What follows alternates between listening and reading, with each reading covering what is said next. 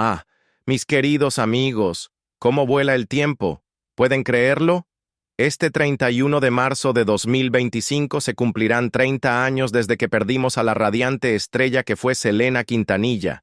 3 décadas sin su voz, su risa, su energía inagotable iluminando el escenario. Para aquellos que vivimos aquel doloroso día de 1995, el impacto nunca desaparece por completo. Permanece, como el eco de una canción que nunca debió terminar. Hoy revivimos la desgarradora historia de sus últimos momentos y nos hacemos la pregunta: ¿quién realmente mató a Selena Quintanilla? Acompáñenme mientras nos sumergimos en los eventos de aquel fatídico día. Y si aman a Selena y quieren mantener viva su memoria, no olviden darle like a este video, suscribirse y activar la campana de notificaciones para que nunca se pierdan una historia que merece ser contada. Y ahora, justo cuando nos preparamos para honrar su memoria, otra oleada de incredulidad nos sacude. Ha surgido la noticia de que Yolanda Saldívar, la misma mujer responsable de truncar el brillante futuro de Selena, podría quedar en libertad muy pronto. A sus 64 años, Saldívar ha solicitado formalmente su liberación, una revelación que fue reportada por primera vez por el New York Post el 29 de diciembre. Si se le concede, esto marcaría el fin de su sentencia de 30 años, una condena que, para muchos, nunca podrá equipararse a la pérdida que sufrimos aquel trágico día.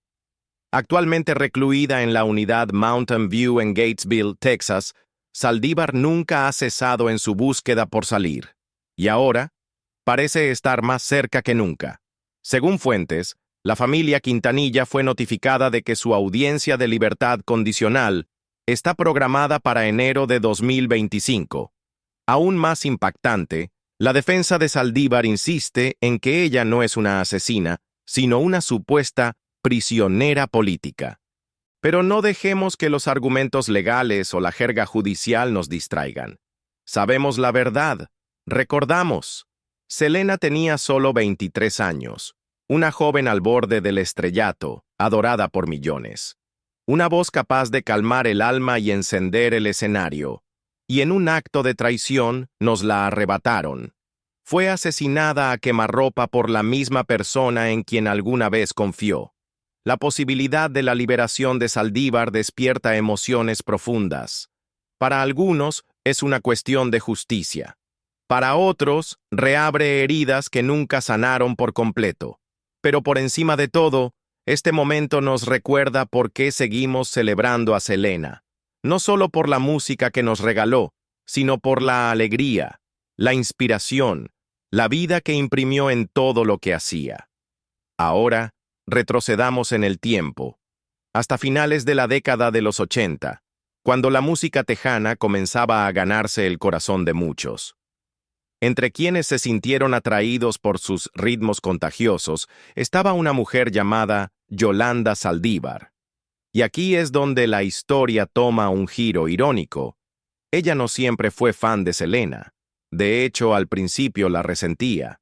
Verán, Yolanda tenía sus propios artistas favoritos en la escena tejana, especialmente Shelly Lares, y ver a Selena arrasar con premios para los que sus ídolos habían sido nominados no le sentaba nada bien, pero el destino, como suele hacer, tenía otros planes. En el verano de 1991, Yolanda asistió a un concierto de Selena en San Antonio, llevando a su sobrina con ella. Y esa noche, algo cambió. Al ver a Selena dominar el escenario con su energía radiante, al sentir la electricidad del público y al escuchar Baila esta cumbia retumbando en los altavoces, Saldívar quedó cautivada. Salió de ese concierto siendo una persona diferente. Al día siguiente, emprendió una misión. Quería un recuerdo tangible de aquella noche mágica, una revista, un souvenir, cualquier cosa para conservar ese momento. Pero para su frustración, no encontró nada. Fue entonces cuando se le ocurrió una idea. ¿Por qué no crear un club de fans? Una forma de celebrar a Selena, de difundir su música, de asegurarse de que ningún fan se fuera de un show con las manos vacías como le había sucedido a ella. Decidida, Yolanda comenzó a contactar a la familia Quintanilla, dejando mensaje tras mensaje, según algunos, hasta 15. Según ella, solo fueron 3. Pero la persistencia dio frutos, y eventualmente, el padre de Selena, Abraham Quintanilla Jr., accedió a reunirse con ella. Después de discutir su idea, le concedió permiso para formar el club de fans de Selena en San Antonio en junio de 1991. Y así comenzó todo. Año 1994, un año que prometía tanto para nuestra querida Selena. Para entonces, ya no era solo la reina de la música tejana, era una empresaria, una visionaria, una joven construyendo un imperio. Ese año, abrió 2 boutiques, Selena, etc., una en Corpus Christi y otra en San Antonio. Y no eran simples tiendas. Oh, no. Eran un reflejo de su pasión por la belleza y la moda, con salones de servicio completo donde los fans podían sentirse tan glamorosos como ella en el escenario. Ahora, aunque este nuevo emprendimiento era emocionante, había un problema. La carrera de Selena estaba en pleno ascenso. Con una gira nacional en el horizonte, necesitaba a alguien de confianza para administrar las boutiques en su ausencia. ¿Y quién mejor, pensó la familia Quintanilla, que Yolanda Saldívar? Después de todo, se había probado como presidenta del club de fans de Selena, organizando eventos y gestionando a miles de seguidores devotos. Así que, en enero de 1994, Yolanda fue nombrada oficialmente directora de Selena, etc. Más tarde, en septiembre de ese mismo año, la propia Selena fue un paso más allá y la convirtió en la representante legal de la sucursal de San Antonio. Con su nuevo cargo vinieron grandes responsabilidades y privilegios. Yolanda tenía acceso a las cuentas bancarias de las boutiques, a las finanzas del club de fans e incluso tenía el poder de firmar y cobrar cheques. Era de confianza. Formaba parte del círculo íntimo. Pero no todos estaban convencidos. Años después, en una entrevista de 1995 con Primer Impacto, el padre de Selena, Abraham Quintanilla Jr., admitió que nunca confió plenamente en Yolanda, aunque en aquel entonces nadie en la familia notó nada extraño. Al principio, Yolanda desempeñó el papel de una gerente leal, pero pronto comenzaron a surgir señales preocupantes. Selena, siempre generosa, le dio a Yolanda su tarjeta American Express, confiando en que la usaría para gastos del negocio. Pero en lugar de utilizarla para las boutiques, Saldívar fue vista alquilando lujosos Lincoln Town Cars, cenando en restaurantes de alta gama e incluso comprando 2 teléfonos celulares, cuando no cualquiera tenía uno, cabe destacar.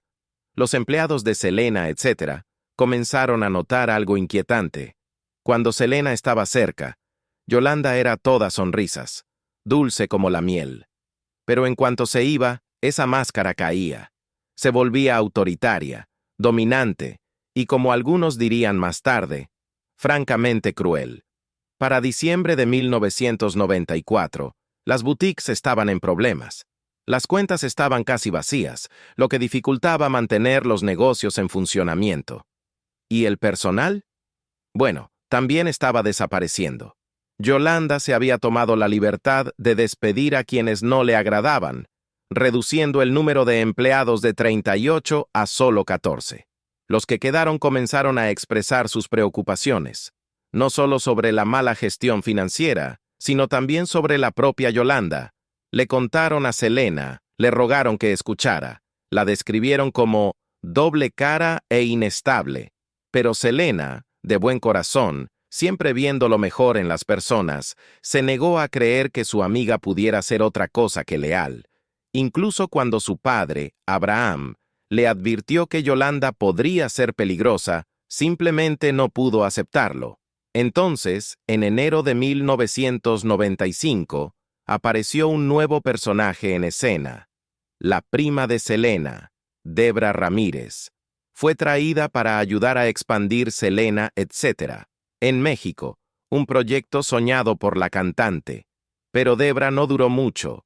En menos de una semana renunció harta del caos. Las ventas no se registraban correctamente.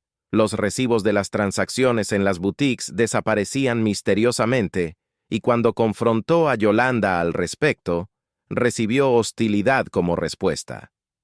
«No te metas en lo que no te importa», le dijo Yolanda. Y Debra no fue la única con problemas. El diseñador de Selena, Martín Gómez, chocaba con Yolanda una y otra vez. La acusó de administrar mal los negocios de Selena, de entrometerse donde no debía, y hasta de arruinar algunas de sus creaciones de moda, cortándolas, alterándolas y, en algunos casos, destruyéndolas por completo. En los desfiles de moda, sus peleas se volvieron legendarias, cada uno quejándose de la otra ante Selena. Pero aquí es donde todo se vuelve aún más perturbador. Yolanda comenzó a grabar en secreto sus conversaciones con Gómez, esperando tergiversar sus palabras y convencer a Selena de que él era el problema. Y al final funcionó, al menos por un tiempo. Cansada del drama, Selena decidió asumir más trabajo de diseño por su cuenta, dejando de lado a Gómez. Entre finales de 1994 y principios de 1995, Yolanda también hizo frecuentes viajes a Monterrey, México, supuestamente para acelerar la apertura de otra boutique. Pero quienes trabajaron con ella allí contaron otra historia. Gobernaba con mano dura, intimidando a las costureras, advirtiéndoles que si querían conservar sus empleos, más les valía estar de su lado.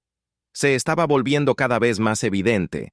Algo estaba terriblemente mal. Y aún así Selena, con toda la bondad de su corazón, seguía sin ver la tormenta que se gestaba justo frente a ella. Si alguna vez tuviste la suerte de presenciar su magia, sabrías que no era solo una estrella, era una fuerza de la naturaleza, y como toda luz brillante, atraía a personas de todos los ámbitos de la vida.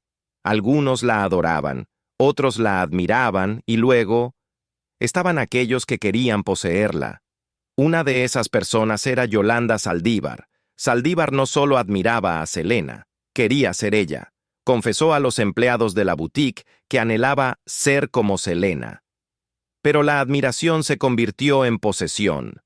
Según quienes trabajaban a su lado, Yolanda intentaba constantemente aislar a la cantante de su personal, como si necesitara ser la única en su círculo cercano. Alegaba que era para protegerla de los problemas mundanos de administrar un negocio. Pero la verdad era otra. Era control. Selena, siendo el alma generosa que era, confió en Yolanda lo suficiente como para no solo dejarle manejar sus boutiques, sino también viajar con ella en sus giras. Incluso tenía una copia de las llaves de la casa de Selena. Imagínate eso. La familia Quintanilla, sin embargo, tenía sus dudas. En particular Abraham, el padre de Selena. Tenía un instinto para las personas, y algo en Yolanda simplemente no le cuadraba. Pero Selena, ella seguía sin verlo. Luego llegó un punto de quiebre. Cuando Yolanda se involucró más profundamente en los asuntos comerciales de Selena, la dinámica entre ellas comenzó a cambiar. Las grietas empezaron a aparecer. En septiembre de 1994, Selena conoció a un hombre llamado Ricardo Martínez, un médico radicado en Monterrey. Soñaba con expandir sus boutiques, Selena, etc., y Martínez le prometió que tenía los contactos adecuados para lograrlo.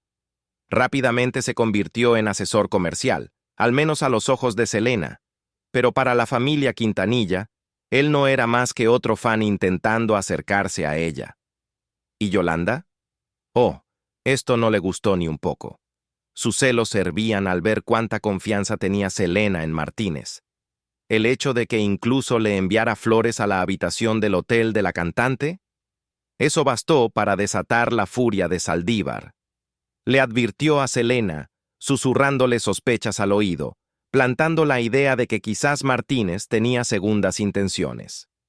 Pero a pesar de las protestas de Yolanda, Selena siguió viéndolo, viajando a Monterrey con más frecuencia, incluso disfrazándose con pelucas y usando el apellido de su esposo, Pérez, para evitar ser reconocida.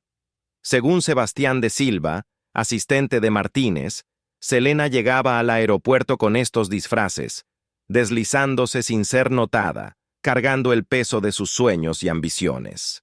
Martínez luego afirmó que en un momento incluso le prestó miles de dólares, diciendo que Selena tenía poco dinero en efectivo. Ah, amigos, ojalá no tuviera que contarles esta parte de la historia. Para principios de 1995, rumores inquietantes comenzaron a llegar a la familia Quintanilla. Los fans, esas almas devotas que enviaban su dinero ganado con esfuerzo para unirse al club de fans de Selena, empezaron a quejarse. Habían pagado por la membresía, esperando regalos, recuerdos, algo para atesorar de su estrella favorita. Pero en su lugar, nada. Ni mercancía, ni respuestas. Solo silencio. Al mismo tiempo, los problemas crecían en las boutiques de Selena en Corpus Christi y San Antonio. Los empleados notaron algo inquietante. Facturas vencidas acumulándose, pagos que misteriosamente desaparecían. Y cuando pedían explicaciones, Yolanda Saldívar, la mujer en quien Selena había confiado tanto, no tenía ninguna. Ahora, Abraham Quintanilla, el padre de Selena, no era un hombre fácil de engañar. Comenzó a investigar y lo que descubrió fue una traición absoluta. Yolanda había desviado $60,000, falsificando cheques tanto del club de fans como de las tiendas. Fue un hallazgo impactante, pero el golpe final vino de una fuente inesperada. Su propio hermano, Armando. Armando supuestamente contactó a un hombre llamado Gómez y le contó una historia sobre su hermana, exponiéndola como una ladrona. La noticia viajó rápido. Gómez se lo comunicó a uno de los tíos de Selena, quien de inmediato alertó a Abraham. Más tarde, Armando diría que lamentaba haber dicho algo alguna vez, pero para entonces ya era demasiado tarde. El daño estaba hecho. El 9 de marzo, Abraham convocó a una reunión en Q Productions. Selena y su hermana Suzette se sentaron con él, frente a Yolanda, quien de repente se encontró acorralada. Abraham presentó las pruebas, evidencia del dinero desaparecido, los cheques falsificados, el engaño. ¿Y cómo respondió Yolanda? Silencio. A veces emotiva, a veces inquietantemente fría, pero nunca negando nada. Cuando le preguntaron por qué los fans no habían recibido los regalos prometidos, Yolanda desestimó las quejas, diciendo que solo intentaban obtener mercancía gratis. Pero Abraham había descubierto algo aún más sospechoso. Yolanda había abierto la cuenta bancaria del club de fans no a su nombre, sino al de su hermana, María Elida. Cuando la confrontaron, afirmó que el banco no le permitía abrir una cuenta a su nombre, aunque nunca explicó por qué. La tensión en la sala era insoportable. Entonces, de repente, Yolanda se levantó y salió. ¿Y Abraham? Había tenido suficiente. Le prohibió volver a contactar a Selena, pero aquí es donde la amabilidad de Selena, su inquebrantable lealtad, jugó en su contra. A pesar de todo, no quería cortar lazos por completo. Creía que Yolanda seguía siendo vital para su línea de ropa en México y necesitaba esos documentos comerciales para presentar sus impuestos. Así que, aunque su familia tenía todas las razones para apartar a Yolanda por completo, Selena dudó. La mujer que alguna vez había sido una empleada de confianza seguía en la nómina, al menos por el momento. Pero en el fondo, Selena sabía que esto no podía durar. Solo 2 semanas después, el 25 de marzo, se lo confesó a Suzette. Planeaba despedir a Yolanda de una vez por todas. Pero incluso mientras Selena se preparaba para poner fin a todo, Abraham seguía descubriendo más pruebas del engaño de Yolanda. Descubrió que los cheques del club de fans, supuestamente firmados por María Elida, estaban escritos con la misma caligrafía. Quedó claro que Yolanda había estado falsificando la firma de su hermana y cobrando los cheques ella misma. Y luego, los estados de cuenta del banco desaparecieron misteriosamente. En su lugar, Abraham encontró una carta escrita a mano por Yolanda afirmando que María Elida tuvo que cerrar la cuenta debido a un incidente con una integrante del club de fans llamada Ivonne Perales. Según la carta, Perales había sido encargada de depositar $3,000, pero había desaparecido junto con el dinero. Supuestamente, María Elida se dio cuenta de la pérdida demasiado tarde, lo que la obligó a firmar cheques para Yolanda, aunque la cuenta estaba vacía. Y al final, el banco tuvo que cubrir los fondos perdidos. Pero había un enorme problema con esta historia. Cuando Abraham le preguntó a Yolanda sobre la misteriosa Ivonne Perales, ella no tenía respuestas reales. Nadie en el club de fans había oído hablar de ella, y Abraham no iba a dejarse engañar. Miró a Yolanda directamente a los ojos y le dijo: «Dile esa mentira a alguien más». Y en ese momento, todo quedó claro. Ivonne Perales no existía. No era más que un fantasma dentro del retorcido esquema de Yolanda. Luego llegó el 10 de marzo de 1995, solo un día después de que Abraham Quintanilla dejó en claro que Yolanda Saldívar ya no era bienvenida en la vida de Selena. Esa mañana, Abraham condujo directamente a Q Productions y después de una rápida búsqueda en el edificio, encontró a Yolanda. Sin dudarlo, le dijo lo que ella, en el fondo, ya sabía. Su tiempo con la familia Quintanilla había terminado. Estaba vetada, fuera, acabada. Más tarde ese día, Selena y Yolanda hablaron por teléfono. Una discusión que terminó con Selena colgando, frustrada. Se volvió hacia su esposo, Chris Pérez, con los ojos cargados de decepción. «Ya no puedo confiar en ella», le dijo. Y Chris, quien siempre había sido paciente, siempre la había apoyado, solo pudo asentir. Él también había visto las mismas señales de advertencia. Fue en ese momento cuando Abraham Quintanilla reveló algo escalofriante.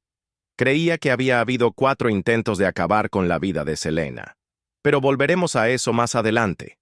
Ese mismo día, Selena dio el primer paso real para alejar a Yolanda, eliminando su nombre de la cuenta bancaria de la boutique. Fue un movimiento audaz, un mensaje claro. Y en cuanto al club de fans, Yolanda quedó fuera, reemplazada por Irene Herrera. Pero algo oscuro estaba creciendo dentro de Yolanda. Al día siguiente, el 11 de marzo, entró en una tienda de armas en San Antonio llamada A Place to Shoot. Compró un revólver Taurus 85 calibre .38, pequeño, pero letal. ¿Y la munición? Balas de punta hueca, diseñadas para infligir el máximo daño. Cuando le preguntaron por qué necesitaba el arma, inventó una historia sobre ser enfermera a domicilio, alegando que la familia de un paciente la había amenazado. Era una mentira, por supuesto. Pero Yolanda se había vuelto muy buena mintiendo. Pasaron los días. El 13 de marzo se reunió con un abogado y redactó su carta de renuncia, aunque Abraham luego creería que esto solo era su manera de fabricarse una coartada. Ese mismo día, hizo algo que, en retrospectiva, parece casi como si el destino estuviera poniendo a prueba el curso de los acontecimientos. Condujo hasta Corpus Christi y se registró en el Sand and Sea Motel. Y allí, Abraham sospechaba, fue su primer intento de algo impensable. Selena estaba fuera de la ciudad, en Miami, completamente ajena a la oscuridad que se acercaba cada vez más. Pero el 14 de marzo, cuando regresó a casa, Yolanda no perdió el tiempo en contactarla. Llamó a Selena, pidiéndole una reunión. Pero había algo extraño en su petición. Insistió en encontrarse muy lejos de la ciudad, en un estacionamiento a 40 kilómetros de distancia. ¿Por qué? Abraham creía que este fue otro momento en el que el destino intervino. Porque, en lugar de tragedia, la reunión tomó un giro inesperado. Selena, todavía aferrándose a algo de esperanza, le aseguró a Yolanda que podía seguir manejando sus negocios en México, al menos hasta encontrar un reemplazo adecuado. Tal vez Selena solo intentaba calmarla, sacarla de escena sin causar más daño. Pero entonces Yolanda hizo algo extraño. Le mostró a Selena el arma. Chris Pérez, Recordaría más tarde que Selena le dijo a Yolanda que se deshiciera de ella de inmediato. No quería que llevara algo tan peligroso, y en ese momento, el buen corazón de Selena tomó el control. Le dijo a Yolanda que no se preocupara, que la protegería de la ira de su padre. Abraham creía que esa seguridad le salvó la vida a Selena esa noche. Porque, si Yolanda se hubiera sentido acorralada, podría haber actuado en ese mismo instante. En cambio, devolvió el arma a la tienda al día siguiente, diciendo que su padre le había dado otra. Pero esto no había terminado, ni de lejos. El 26 de marzo, mientras estaba en México, Yolanda robó una muestra de perfume y más estados de cuenta bancarios de Selena, documentos que la cantante había estado buscando. Ese fin de semana acompañó a Selena a Tennessee, donde la artista estaba grabando canciones para su muy esperado álbum en inglés. Selena estaba en la cima de su carrera, soñando con el futuro, pero aún lidiando con el peso de la traición de Yolanda. En algún momento del viaje, Selena la confrontó. Sabía que faltaban cosas, sabía que Yolanda había tomado algo. «Necesito esos documentos de vuelta en cuanto lleguemos a casa», le dijo con firmeza. Pero en lugar de hacer lo correcto, Yolanda tomó otra escalofriante decisión. El 27 de marzo, regresó a esa misma tienda de armas y volvió a comprar el mismo revólver que había devuelto días antes. Y luego, arregló un encuentro con Selena, a solas. Este era el momento, otro intento, pero el destino intervino una vez más. El regreso de Selena no era un secreto, y pronto estuvo rodeada de fans.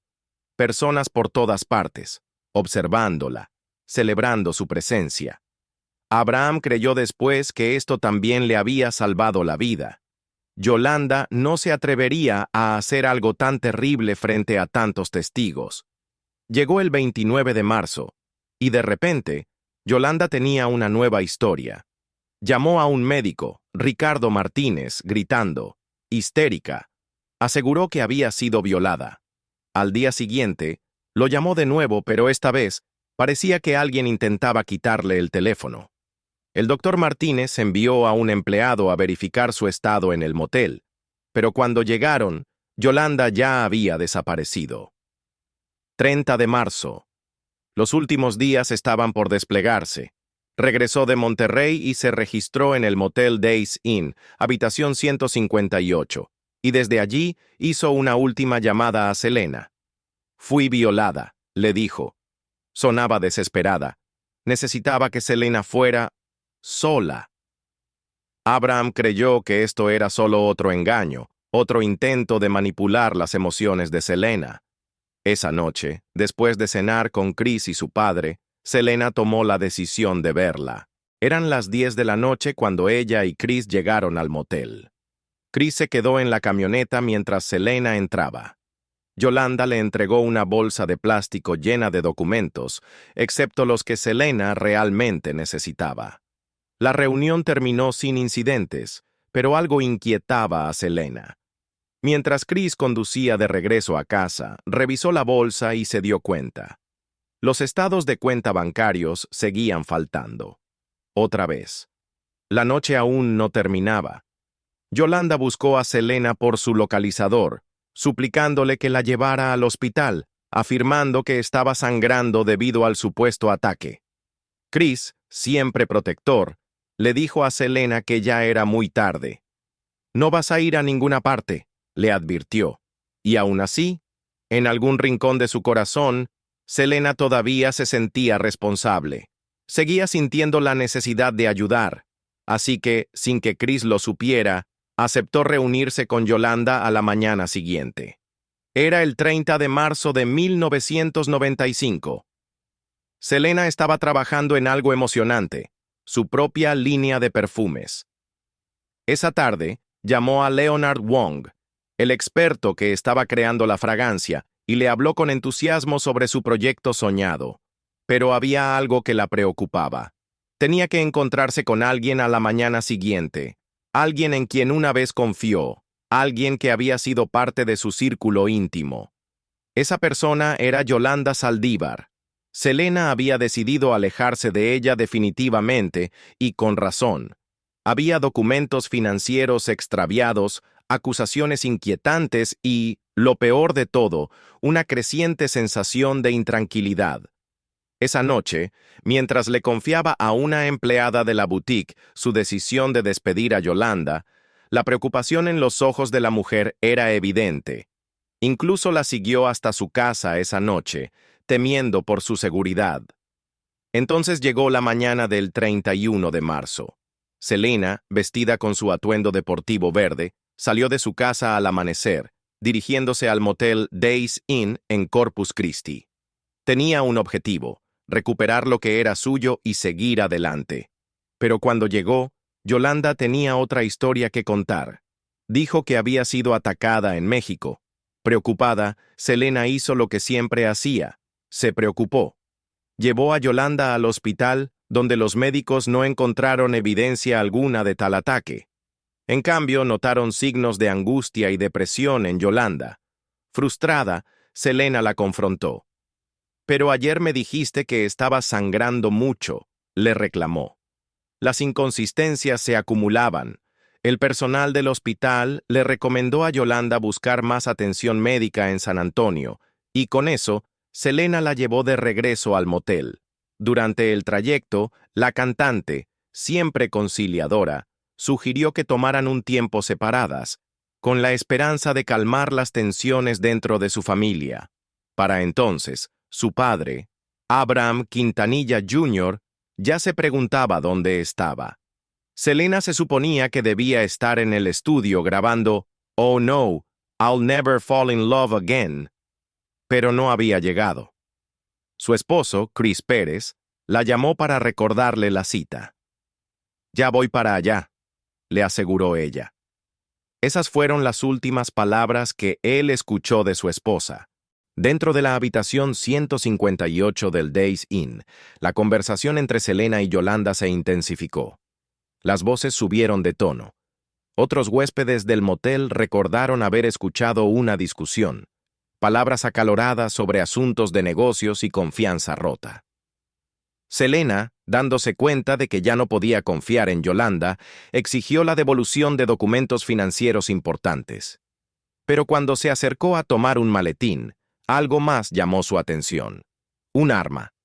Lo que ocurrió después es un momento grabado para siempre en la historia. A las 11:48 de la mañana, cuando Selena se dio la vuelta para irse, sonó un disparo. Una sola bala la alcanzó en el hombro, seccionando una arteria. El dolor, el impacto, debió haber sido insoportable. Pero incluso en esos momentos, Selena luchó. Corrió por el patio del motel, con la mano sobre el pecho, dejando tras de sí un rastro de rojo que marcaba cada desesperado paso. «¡Ayúdenme! ¡Ayúdenme! ¡Me dispararon!», Srenia gritó, su voz llena de miedo, determinación y esperanza de que alguien, cualquiera, la salvara.